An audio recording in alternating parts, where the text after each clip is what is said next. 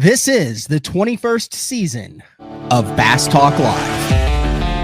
BTL is presented by Bass Cat Boats, Strike King Lures, AFTCO, Pro Guide Batteries, Spro, Gamakatsu, The Bass Tank, Denali Rods, Beatdown Outdoors, and Sunline. BTL coming at you. Good morning and welcome to another exciting edition of BTL Bass Talk Live, where we are going to talk about bass fishing. Recorded show today. Once a year I try to do something where I kind of get away from the fishing industry in some sort for like a week. Last August went to Scotland, which does not have any bass in it at all. It was like the furthest I had been from a bass ever. And we still, me and the fiance Court still ended up somehow fishing on Loch Ness for salmon. So we're doing like another little fishing trip, but my buddy, ironically from college, Owen Brewer, his family and him, big in the Kenai, Alaska area, ran Alaska West Air for a while. I think his parents still run Redoubt Bay Lodge, which is like in Travel Magazine as one of those like must visit destination lodges. We're not doing that, but we're headed up to Kenai for a couple days to do some hiking and some grayling fishing and some red salmon fishing and all sorts of stuff. But every once in a while I get a cool message in my inbox that leads to a show. If you listen to Frank, you know we sometimes listen to viewer comments and show ideas. So I got a Instagram message from Sam Ausbrooks. He said, "What's up, Matt? This is the end of May." He said, "I'll just read the whole thing." He said, "I'm a collegiate angler at Wabash Valley College in Southern Illinois. Our program got jump-started by Drew Gill." Not a bad guy to get a program jump-started by. "And his dad is now our coach. Our program is growing very quickly. The future is very promising over here. I'm a third-year student that has seen a little success across the country. I'm planning on fishing the Opens next year. If you're ever interested in taking an in-depth talking about the in-depth scene of a collegiate angler and why so many young kids are seeing success in the Opens and invitationals immediately after college, let me know if you need me to fill a show. I feel like the collegiate scene still takes a backseat to a lot of industry attention, but very prevalent thing that everyone is seeing an impact at the top level. Thanks." So I thought it was a great idea. So Sam's on the show now. What's up, Sam? What's up, Matt? Thanks so much for having me on, man. Thanks, I appreciate it. Yeah, I just did a show, a live show today. We're recording this on the 16th with Matt Steffen, and we actually did we never have any idea what we're going to talk about when Matt Steffen's on, and it kind of divulged into like, what do you do with this group of younger anglers that are dominant in a way that we've never seen before, that have collegiate experience, and how do you give them the just due that they have? How do you separate them? How do you build business, professional on their accomplishments? And it's not just, hey, here's 50 grand here, here's 100 grand here. But then if that stops or you have an off year, it goes down. So how do you build kind of that business behind it? And I was like, dude, I can't wait to do this show with you, because based on that, and I haven't really talked to you much at all other than 5 minutes to make sure the recording was working, as to the impact that collegiate angling is having at the top. You just have to look at the Elite Series, the Bassmaster Opens, the MLF Invitationals, the Toyota Series, or the BPT, and it is collegiate angler heavy. Guys who are either still in college or 1, 2, 3 years out of college, just dummying the competition. So thanks for the message. Thanks for reaching out, and excited to get into it today. Yeah, absolutely. Yeah, it's nuts how many college guys are just dominating up there, man. It's pretty cool to see now that I was competing against, the Tucker Smiths, Logan Parks just a couple of years ago, and now they're up.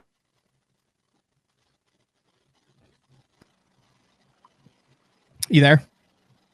Yeah, can you hear me? Yeah, that was me. I hit a bad audio deal on you. Yeah, so you mentioned those guys up at the top. One thing that caught my mind attention was Drew Gill, Drew Gill's dad, Wabash Valley Collegiate College. Talk a little bit about that team, how it started, how you got involved with that. Yeah, so it's a pretty cool story. So Todd and Drew started the program in 2020, And so Wabash Valley College it's a community college in Mount Carmel, Illinois. Not a very big school at all. And they jump-started the program in 2020. And, Drew really started to see success his second year at school. And since we're only a community college, it's a 2-year program. So he started to see success. And then it just kind of took off. And Todd, man, he does such a good job with that program, getting everybody involved and having us work hard for sponsors so we can travel like we do. And it's a cool deal over there.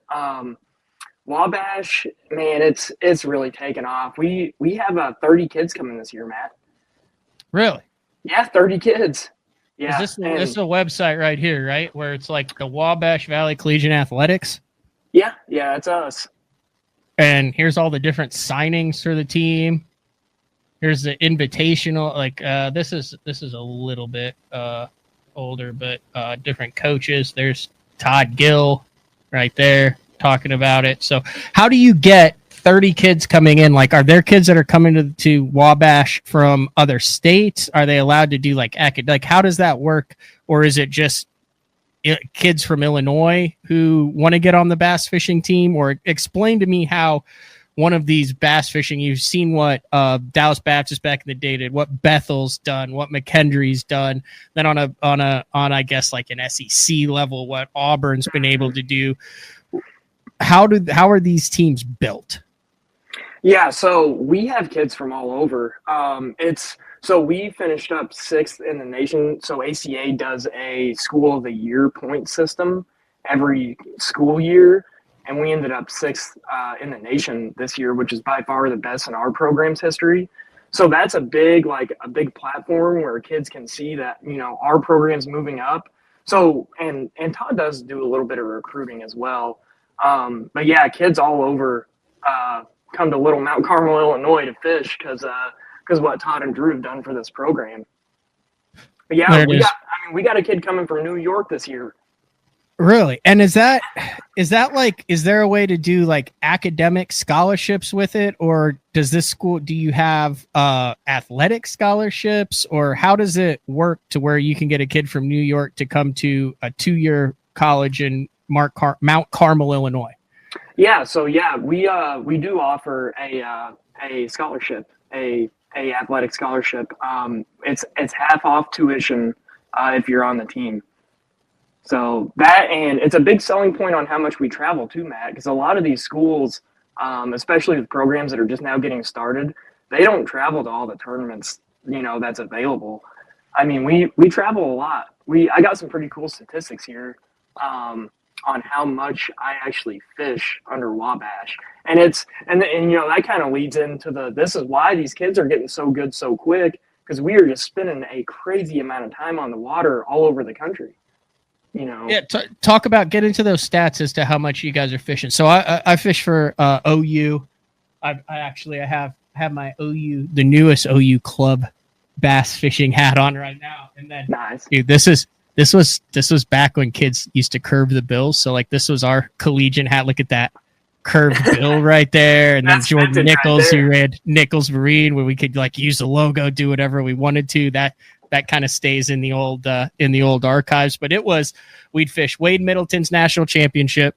We'd fish the Arkansas Tech Invitational, and we would fish the college bass national championship, which was sponsored by Under Armour at the time and ran through Steve Bowman and Bassmaster. And then we would have like one qualifying tournament for OU to figure out who got to go to that tournament. But other than that, those were all the tournaments we fished over the course of a year. So that was 15 years ago. Now walk us through some of your stats of what you're doing in 2023, 24, 25. Yeah. So in the 2023-24 season, I fished 12 major events, which is a lot. That's a lot of events. Yeah. And that's all over the country. So in 2024 to 25, so this last year, I fished 20 major college events. And that's just to now. Yeah, that's when you say a major college event, explain what that involves as far as travel, practice, and tournament days. Yeah, so there's three series that collegiate anglers fish. We have the MLF series, the ACA series, and the Bassmaster series. So when I say major, it's one of those three, because we do have some like school ran invitationals and some other stuff that will hop in. But those are major ones for a 1-day tournament, which is the MLF ones. We get either 2 to 3 days of practice for those. And then for the Bassmasters, we get the same, and then fish a 2-day tournament. So when we're going to these places, we're spending 4 to 6 days on the water, and in the tournament. So we're putting a lot of hours whenever we go fish one of these tournaments. I mean, we treat it just like you would probably treat a Bassmaster Open, Matt. And this is all over the country right now. Like I'm pulling up the Bassmaster here. I see Harris Chain, Smith Lake, Eufaula, Okeechobee, Bugs Island, Chickamauga. It's literally ran like Bassmaster Opens. You have all sorts of different things on this. So this isn't like, you're not like fishing Rend Lake and Carlisle every single weekend. You're traveling around the cut. Yeah, I know my Southern Illinois lakes. Little Lake of Egypt, throw a little Lake of Egypt in there. Yeah, Lake of Egypt's not bad. It's not bad. Yeah, but you're traveling, towing the boat, going to a body of water that major tournaments are on, and then spending 6 days on it with other kids with other collegiate anglers from across the country and your team. So you're basically learning a body of water, but unlike, I think this is key. This is a key point, and I want you to kind of talk a little bit about this. Unlike what most of the guys who start in the opens go through, you have a team element right from the start, correct? Like a lot of these schools, you work with a lot of your anglers, bounce ideas and strengths off of, depending on kind of where you're from, right? Yeah, 100%. Yeah, man. So the team atmosphere at Wabash is pretty crazy. I mean, those guys, we don't just fish together. Like, we live together. We spend pretty much every day together over there. And, we're like brothers, and we bounce off ideas. I mean, you can't walk into one of our apartments and we're not talking about fishing 24/7. So that's another really cool aspect, is you're learning a lot off the other guys that are traveling in the same place as you are. I mean, and most of us are really willing to share information as well. Not so much when we're fishing the tournament, maybe, but when we get back, we're all talking about how we caught them and what we were looking for and all that. So yeah, that's huge too. And so I got some hour statistics. That's pretty cool, Matt.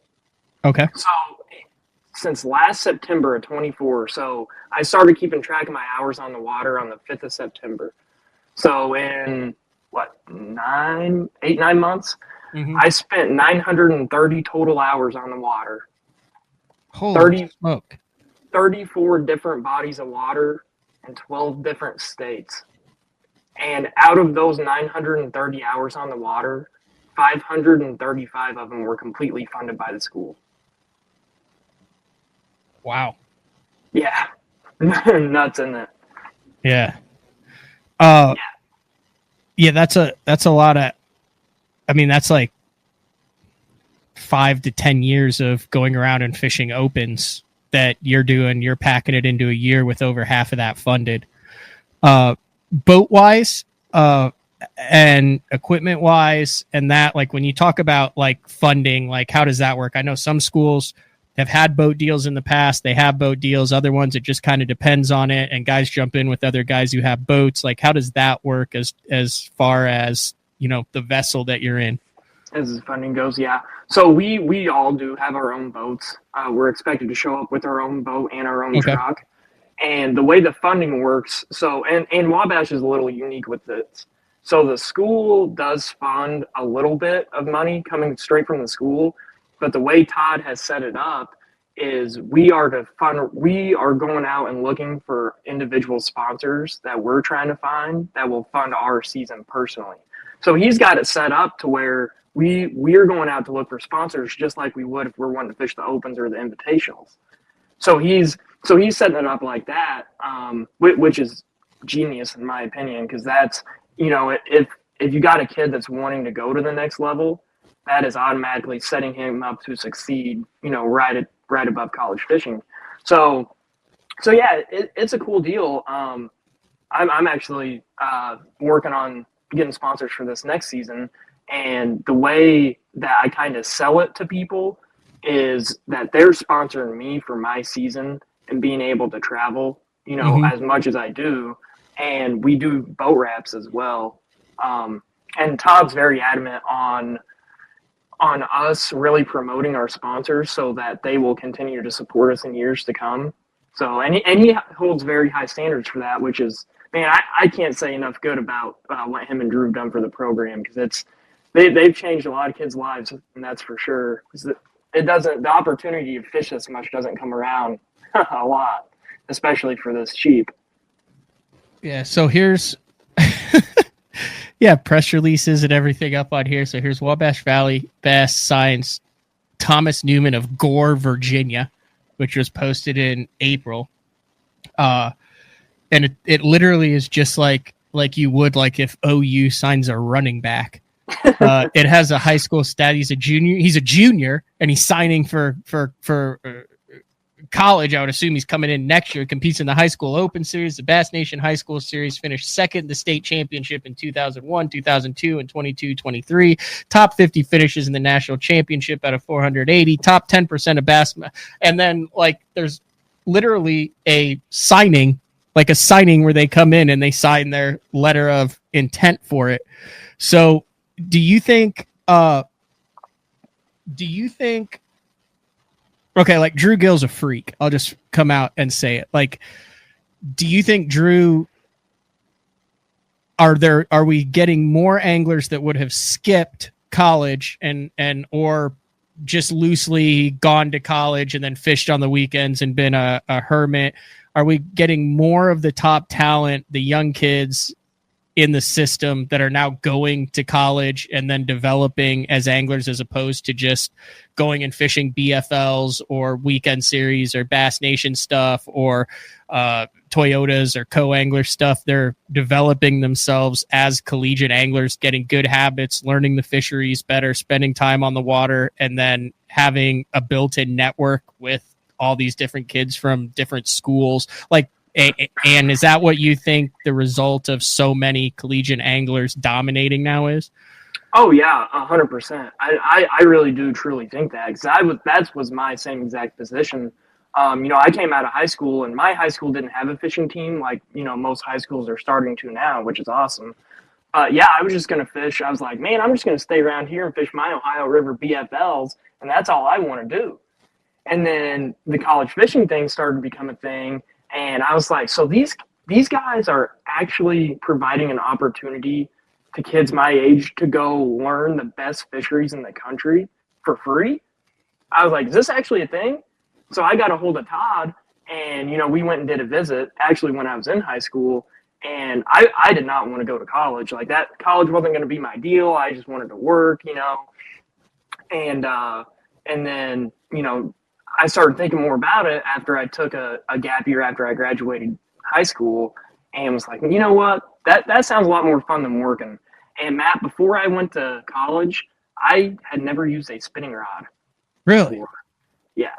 And then about 1,200 hours on the water later, I'm pretty confident I want to fish Bassmaster Opens this year. So, I mean, that's how quick the turnaround is on. That's how many tournaments we fish. It's just nuts. I mean, it's nonstop. I mean, we fished, let's see, what did I fish this year? Just this year, we fished in Saginaw Bay. We fished a Bassmaster event up there. Then we went to Sam Rayburn, Dardanelle. I've been to Lake Eufaula in Oklahoma 3 times now just this year. I mean, Pickwick, all the TVAs, all your lakes over in Oklahoma, Florida. I mean, it's been nuts. Like, the diversity of fisheries that we're able to fish and figure out, and then come back to school and then talk about it for 2 weeks and really break it down. You get so good so quick. So do you have map study sessions and meetings where you go down and you each kind of talk about like what you're planning on doing when you're there? You bring in the maps, you break the fishery down, you're all working with each other. Do you kind of do it independently? What you just said, it kind of sounds like you literally have game tape and sit in and kind of study what you're going to do, what you're doing, and then what you did. Yeah, Yeah, pretty much. So we have a meeting every Wednesday night whenever school's in. Oh, wow. And yeah, and Todd has like one of those big teacher Projectors. I don't know, yeah, like a projector type deal, and he pulls up Navionics on it. So before we're going to an event, we'll all go in there and kind of talk about, where, and we try not to get into like the whole spot situation because that can get touchy, and you know how that is. But we really try to break it down on what the fish should be doing when we're going to go there. And then after every event, we have the same deal and have the top 2 boats show what they were doing and how they caught them. So everybody can learn from that. And do you think the Montevallos, the North Alabamas, the Drurys, Tarletons, AJ, do you think they're doing the same thing? Are some of these schools even on a different level too, compared to that, as far as how all in they are with the coaches, with their funding, and with their breaking down of bodies of water and travel schedule? Yeah, I'm going to be honest. I think probably most schools do that, but more in like a small group, like a clique type thing. Like you have a group of friends that would kind of dissect it that are pretty good, and then the rest of the team kind of gets the back burner on that. And that's what, man, I can't say enough good about Todd and Drew. And Drew comes in and talks to us quite a bit too, whenever, if he doesn't have a conflict and he can actually talk about a lake, he'll come in and talk to us about that. But yeah, I think a lot of schools, they don't have a coach that's that involved as Todd is. Because you saw that letter you were just reading where he signed that kid, and man, he just gives it 110% because he's wanting to grow this program so much. And he has. I mean, it's impressive.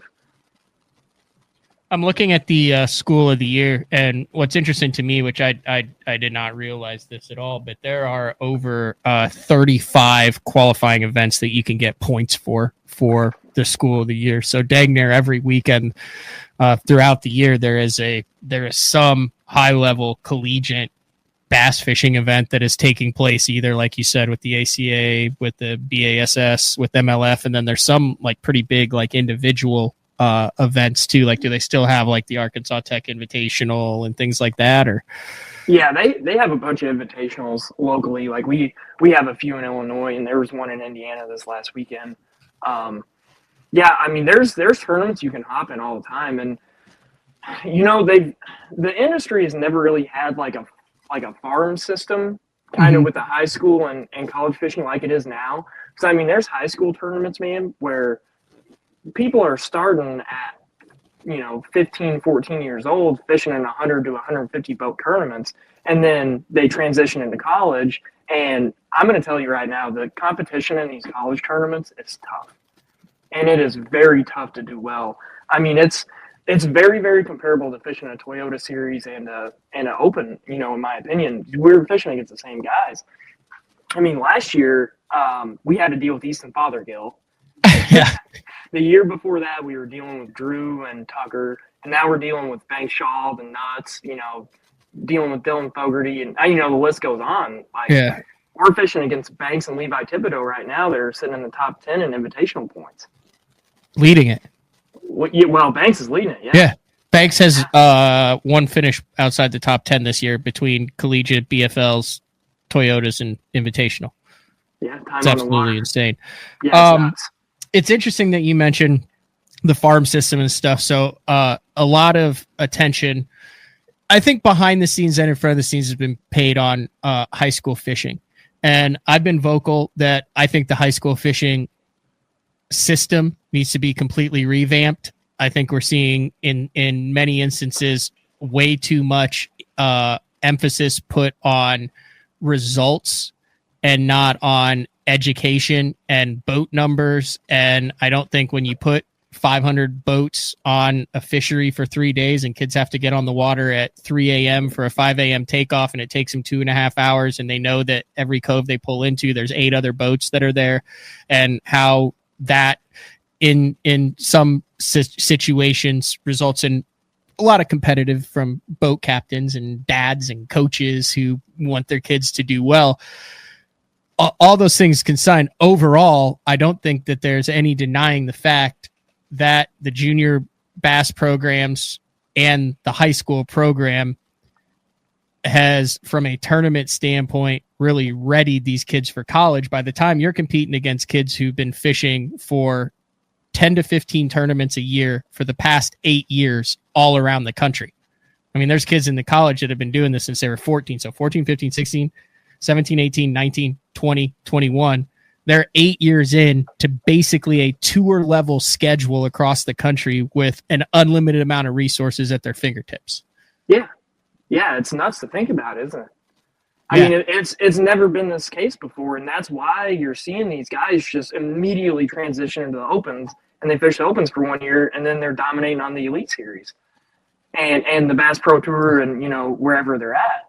And yeah, it's crazy. I mean, and I know a lot of guys like that 930 hours that I mentioned, that's me living in Southern Illinois. Yeah. I don't have a lake, like, how it is down there. Mm-hmm. I have Newton Lake that I have to drive an hour and a half to, and that's the closest place I can go. Small power plant lake, and that's your best fishery.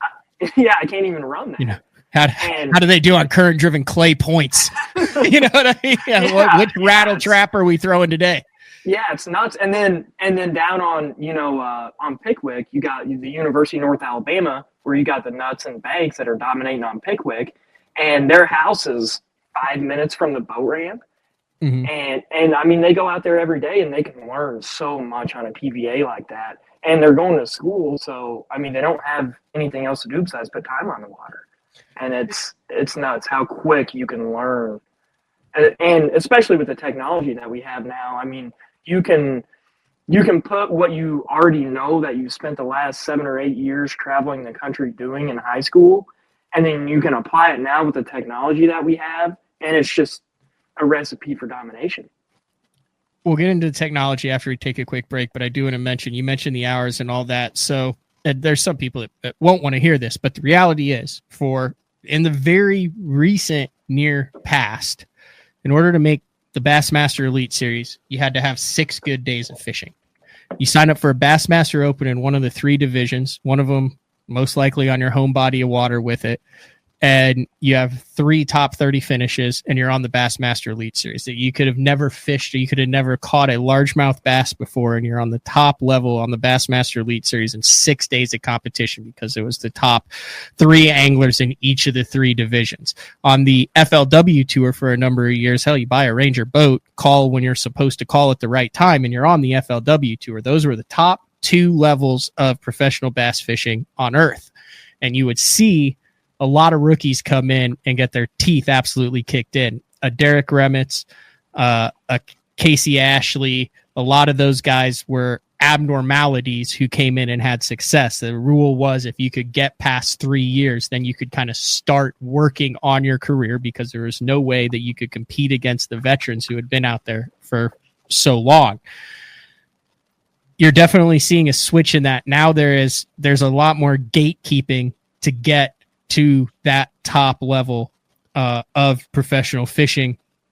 Of the guys you fish against, how many would you say, how many would you say at any given time could go compete on an invitational level, on an Elite Series level right now? If you were to just say, hey, fish a year, how many of them would be competitive? Are we talking hundreds of guys at the collegiate level that right now in today's day and age, with the technology that's available, with their experience from high school on, would be competitive at the top levels? Well, it'd be all the guys that are consistently in the top 20% of the college field, which is like 75 to 100 guys. Yeah. If you're sticking to the top 20% consistently, 25% consistently in the college field, you're going to do the same thing in the Invitational and Bassmaster Opens, and there's a little bit of nuance in that because we're fishing team tournaments too, so you got to take that into account. But yeah, I mean the guys that are sticking in that top 25%, they're going to stick in that top 25-30% in the Elite Series and the Invitationals. And we're talking with Sam Ausbrooks. You're junior? Well, sophomore, junior, senior. What I am. That's okay. I did that too. I did that in college too. I was community college, and then I went to OU. The whole thing took between 5 and 6 years. Yeah, I'm almost 21, so that's my best Okay. gauge of where I'm at in school. Hey, I didn't graduate till I was almost 23, so it is what it is. But at Wabash Valley College bass team member, talking a little bit about collegiate fishing. We're going to take our first break of the show. When we come back, we will get into the T word, the technology word. Some guys are going to say, hey, the only reason any of these guys are able to compete is because they know how to read a scope. And once this thing kind of settles out, boy, it's going to go back to the old school guys catching them and kicking the teeth into the young guys. I want to get your take on that. I think if you've kind of listened to the first part of the show, you'll realize maybe a little bit more behind the scenes going on with angler development than a lot of people want to give credit to, but I want to get your take on that when we come back. It is Bass Talk Live, and we will be back right after this.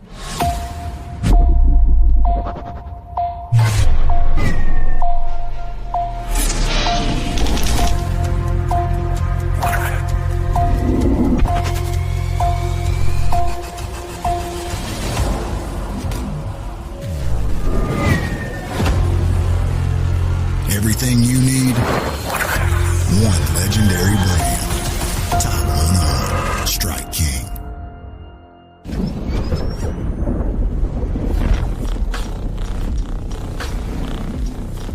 Gear that just plain works. Cast after cast after cast.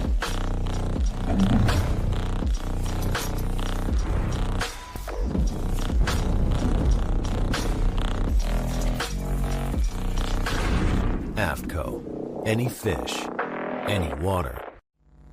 Your early morning mentality is your every hour mentality. All gas, no brakes. Focus, purpose, power. Destined for the water, but confident everywhere else. A calming buzz before the storm, truth of nature itself. Can't catch lightning in a bottle. There's a limit out there, but it's not with your gear. Unrelenting power delivery, unparalleled weight savings, keeping you on the water whether you run a 9.9 or outscoping your best 5. In this rare air, there's power in the silence. It's a mindset, thinking only of the things that matter and freeing your mind from the things that you trust. Beatdown is efficient. Rock solid. 100% American made. This thing is super tough. I mean, this thing is not going anywhere. I've ran the Beatdown double stack from Florida all the way up to New York. And the one thing that I know is when I get to my fishing destination, I never have to worry about issues with my graph mount. Your options are endless with these mounts, but they're steady, they're solid. These are the most reliable mounts on the market, and you can't go wrong with the Beatdown.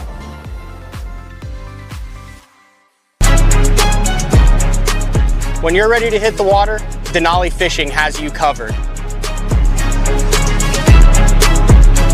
Regardless of your skill level, from beginner all the way up to tournament pro, Denali has rods, reels, and tungsten to get the job done.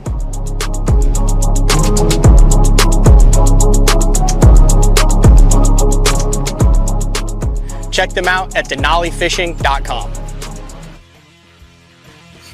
All right, welcome back. BTL talking with Sam Ausbrooks about collegiate fishing and their kind of, I'll say it, recent domination at the top level of professional fishing. Sam, take the scope away. How many of these guys are still dominating at the top level? Maybe 5% less. Maybe. Really? I think you're going to have about the same guys in the top. Really? Walk me through that. How technology dependent are these young guys that are coming up through? Are you going to these giant collegiate opens and national championships and every single team is up there head down live scoping with a minnow and a jig? Yeah, a lot of guys are whenever we have it, and a lot, like, you'd be surprised, Matt, on when we know, not when we know, but when a lot of the guys that are dominating in the college field know when it's better to use it and better when not to. We're kind of fishing. We're fishing how the fish set up, because we've been fishing a high octane tournament schedule for, some guys, 3 to 7 years now, and we're around so many instances where I think we can pick up really quick on when it's better to use it and when not to. And it is a lot of us do depend on it more times than we don't, but we also understand fish behavior enough because we've been doing it for long enough from a young age. I think I think the same guys would still dominate without it. I have a somewhat unpopular opinion, but I believe it's an accurate opinion that there's a lot. I don't want to say a lot, that there is a percentage of top level touring pros who are financially comfortable with where they've been for a number of years, and they've gotten complacent. And through kind of my conversation with you over the first half of the show, what I'm seeing are a group of young, hungry, connected anglers who are taking advantage of the latest cutting edge and everything, sharing ideas, baits, resources with each other, and coming in to an industry that for decades did not have young talent that was coming into it ready to compete because of the hurdles that we talked about that you guys have jumped over already over the past 3 to 4 years. Is that a fair assessment? Oh yeah, 100%. Yeah, 100%. And I don't know if a lot of it has to do with now that there's the high school fishing deal, that we're coming straight out of high school, and most of us have been playing sports like with basketball, baseball. I know you played hockey, and we have that competitive drive. And around where we live, hunting and fishing is a part of the community. So it's something that we all have either been around or have loved to do when we were younger. And now that we have the opportunity right in front of us at a high school level, that we're using that competitive drive that we have with sports and applying it to something that we love, like fishing. And it's just a recipe for disaster. It's awesome. In some sense, also, I feel like there are veteran anglers who have been a victim of their own success, because you want to talk about growing the sport, you want to talk about selling product, you want to talk about education. There's a lot of top quality anglers who feel an obligation to the sport, to give back to the sport, to educate. Especially when I first got into it, you would have conversations of, hey, why would this guy come on and talk about this? Well, obviously to sell a product that he's doing it. But then there's other anglers who are like, listen, I'm a professional angler. People listen to me. The social media thing's kind of new. Like, I feel an obligation to give back and teach. And in some instances, would you not say that some of the guys have done too good a job of teaching the next generation of how to catch them? Because now you've got all of the social media, the YouTube, all of the on-demand stuff. And this is really the first full generation of anglers we're seeing that when they became serious about this, let's say 7-8 years ago, they had the Instagram and the YouTube and the TikTok and the on-demand and the My Outdoors TV. And it was an arms race for which angler could share the most and grow their YouTube channel and talk about it. So what you're really actually seeing is the first full generation, the last 2 or 3 years, of anglers that are fully dedicated to it, with the most teaching tools at their disposal that were taught by the guys that were winning classics and anglers of the years when they were born. Yeah, well, yes, that has a lot to do with it. But so whenever I was coming up and starting to learn about fishing, I was glued to YouTube, man. I was watching all these guys break down on how they were doing things. And then you bring live scope into the mix, forward facing sonar or whatever. And then, so I'm going out to the lake and I'm like, okay, Wheeler was doing this back in 2009 on this lake. So I'm going out there and actually seeing the facts on a screen. Because I put so much time behind looking at this technology that's available to us, where I'm not learning off nuance. I'm learning off facts, what is actually happening under the water. So that's what, I think that's a big reason on why, these guys are getting so good so quick is we have this technology available to us in practice and whatever. And we're learning fish behavior off of we are looking at them and watching how they relate to their environment. Not on how we think they relate, because we caught a fish flipping a jig on this laydown, and well, that fish had to have been on that laydown because, it's in this deep, whatever. Well, now we're seeing that fish is just floating and stopped on that laydown to, do whatever it's doing, and then it's going back right out to the river channel. Mm-hmm. And we're seeing that, and we understand why they're doing what they're doing. And, it is very beneficial to catch them as well, to use scope to catch them. But if you take it away, we already know why these fish are what we already know the behavior based on facts, not on nuance. So we understand how they interact with their environment, which, yeah, I mean, it's a combination. It's a combination of both. Yeah, it's a combination of both.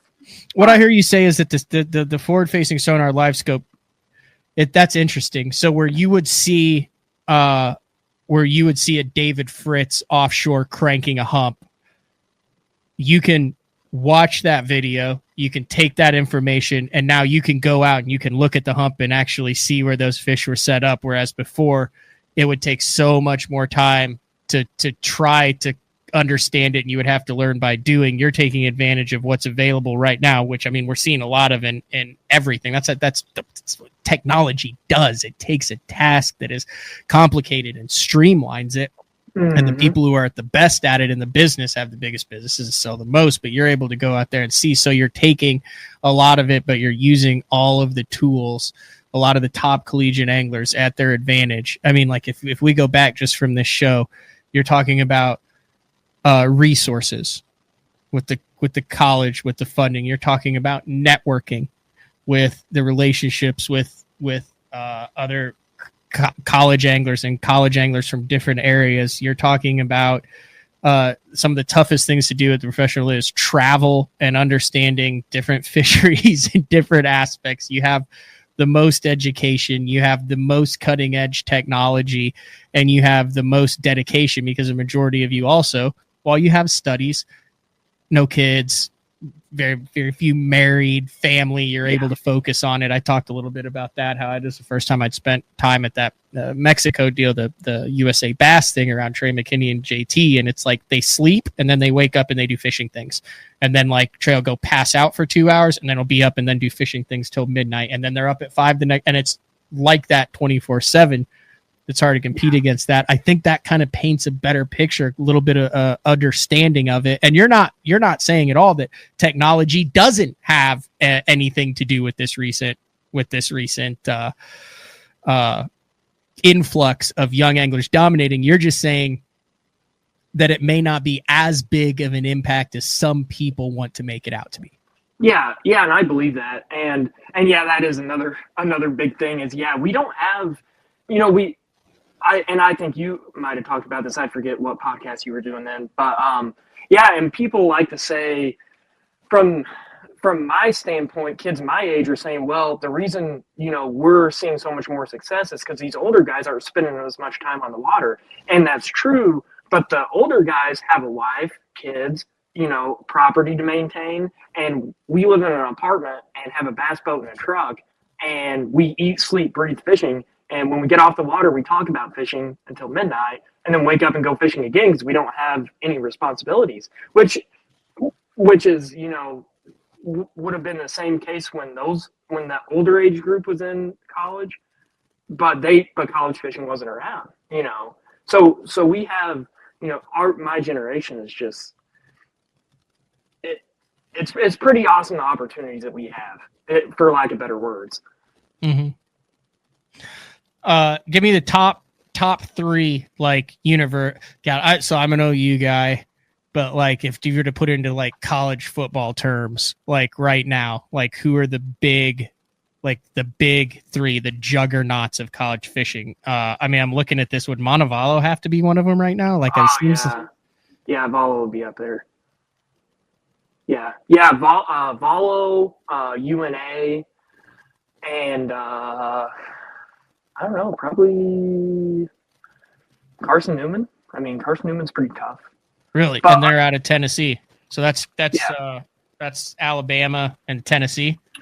Yeah, well, and a lot of the reason why those schools are so tough is and this is the one downside to Wabash Valley, is we do not have a big body of water close to us that we can spend a lot of time on. Mm-hmm. So they got the Coosa River in their backyard, and UNA's got Pickwick, 5 minutes away, and Newman's got those Highland, Tennessee lakes right there that they can spend time on. And we don't really have that. Like we have, Carlisle and Newton, which we can go catch fish, but we can't really go there and break down a fishery and really follow fish around like we could on Kentucky Lake. So yeah, totally different vibe. Yeah, but I mean, it's crazy. It's crazy is you've got Trey and you've got Drew.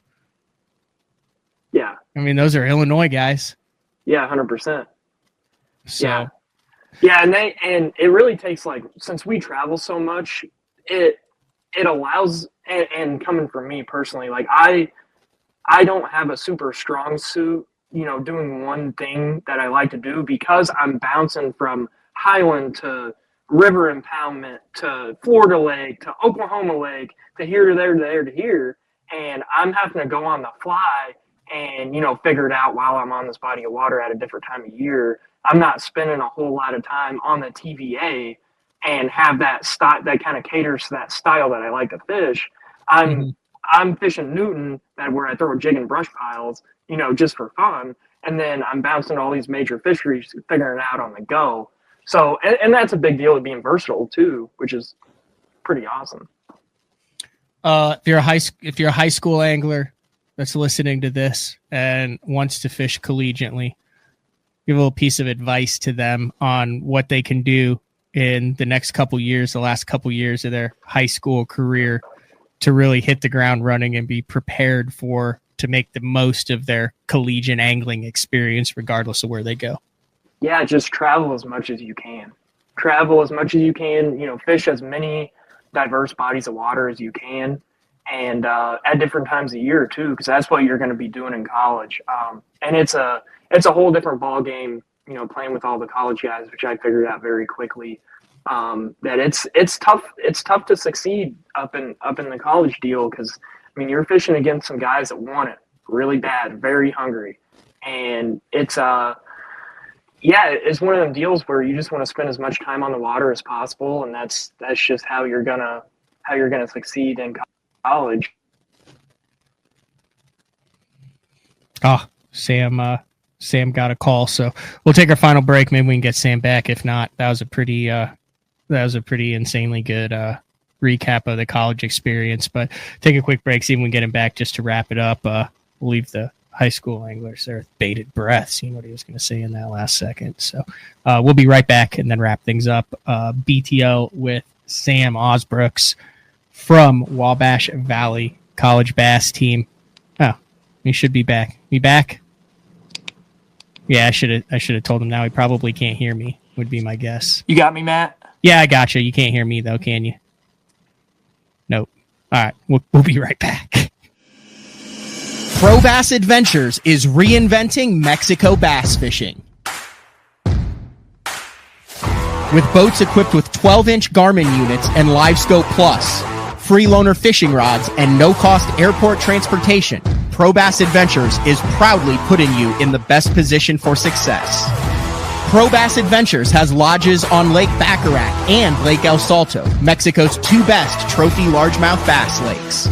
Visit ProBassAdventures.com or email ProBassAdventures@gmail.com. The official Mexico fishing lodge of Bass Talk Live. The new Puma STS has been redesigned from the ground up. With the angler, design, function, and performance in mind, nothing on this new offering was compromised, and the only thing carried over from the previous version is the name. Based on the Soft Touch series hull that started with the flagship Jaguar, this new model is nimble and performs incredibly well at all speeds with either a 250 or 300 horsepower engine. Featuring a new 96-inch wide-body footprint, this hull measures out at 20 foot 7 inches in length. Industry-leading design coupled with tournament-winning performance. The Puma STS from Basscat. Feel the rush.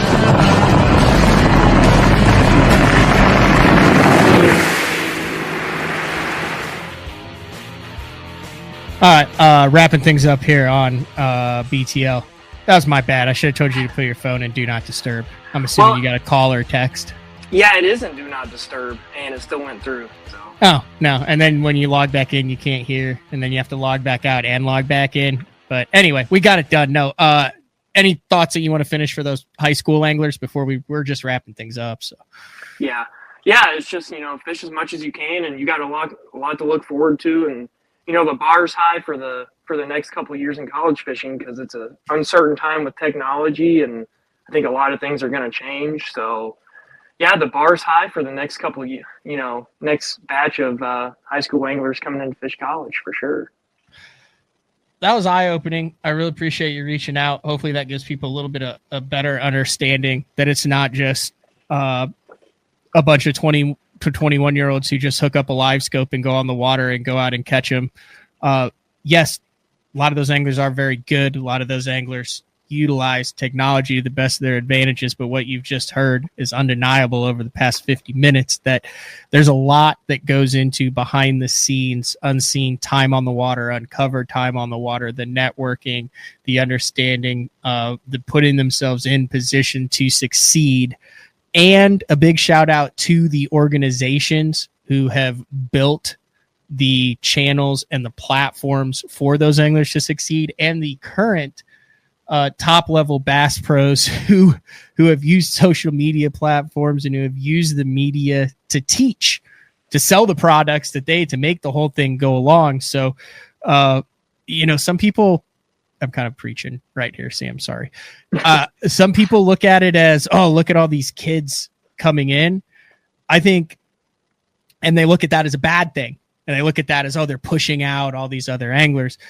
I think you have to look at this as a resounding success story from the organizations, from the current professional anglers, from the platforms that they created, the stair steps, that you are actually preparing anglers to come in and compete right off the start. It's a very recency bias. Like, people want to look at what happened over the past year, not look at the big picture. I mean, when BTL started 20 years ago, when I came in 15 years ago, we would have shows with young anglers who came in, got their ass handed to them for 2 years of the opens, and left with $65,000 in credit card debt and one top 50 in 2 years. And we would do show after show of how do we bring new blood into the sport that is competitive, that allows them to create a living to it, that allows them to be competitive right off the bat instead of just tossing fresh meat to the lions where they devour them up, spit them up, and there's 10 new ones each year.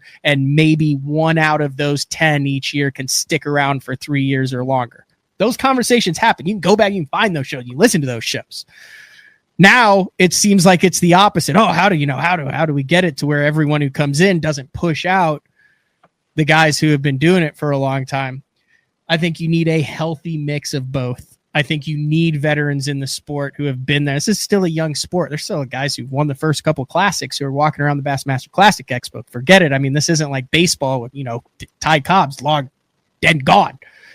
But I think there's a happy medium. I think the more people hate or dislike what they don't understand, hopefully this allowed some people to understand that there's a lot more.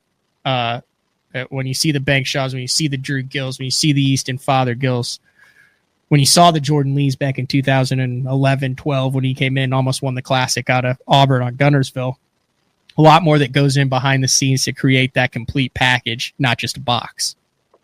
Yeah. There's my speech, Sam. Yeah, no, you're on the money, Matt. Yeah, and I think the industry really needs to be careful with what they decide to do with the technology that we have, because this, the future can be very, very, very bright for tournament bass fishing. And I think they do need to be very, very careful on how they handle this whole technology deal, because, they could shoot themselves in the foot, and there could not be the young guys wanting to do this anymore in 10 years, which I really hope is not the case. But yeah, I mean, it's a touchy subject, and I think the future, there's more kids now than ever with the high school and the college program that come in just so hungry to do this. And the platform's here to do it right now, but it's a it's a very wishy-washy couple of years on what the organizations decide to do. So hopefully the right decisions are made and the sport keeps growing like it has been. Dude, I appreciate it, Sam. Can't thank you enough. Thanks for reaching out. Like I said, if you have a topic, and I'm not the best at responding to everybody, but if you have a topic that you think would be great for BTL, hit me up at Matt Pangrek. I don't do Facebook, so you pretty much do matt@basszone.com or at Matt Pangrek on Instagram are your two main options there. So thanks, Sam. Anything else? Yeah, thanks, Matt. All right, see ya. There you go. Sam Ausbrooks. That's all we got for today. A little bit different BTL, but I dug it. Brought me back to my college days, hanging out with old Chip Porsche, Juice Newton from Juice's Jigs, heading over the Arkansas Tech Invitational. I remember we got off the water there. You're like, dude, they'll eat the finesse jig on the rock. Everyone else was throwing stuff on grass. I remember going to Wade's national championship there in Dallas. I blocked the name of that lake out of my head. I fished it like 8 times. It sucks though. And then obviously what Bass has done, over there at the Collegiate Bass Fishing National Championship. It's cool. Those 3 organizations all still going. But anyway, that's all we got for today. We'll talk to everyone later. See ya.